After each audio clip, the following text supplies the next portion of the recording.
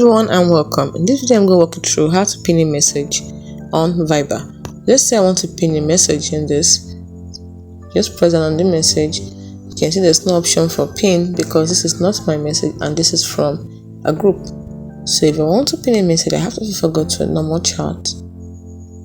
Let's see, this is my notes. Let's see if I can pin this message. Hold it down. You can see the option for pin here. So you can pin it. Once the note will be pinned to the top of the chart and to replace any previously pinned note, click on pin.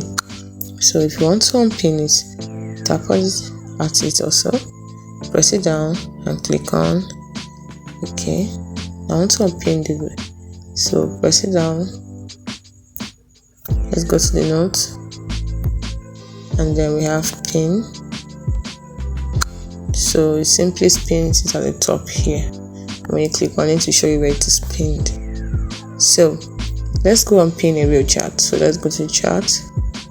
Now this is a channel created. So I want to pin this. I want to pin this hello and welcome. Press it down and click on pin.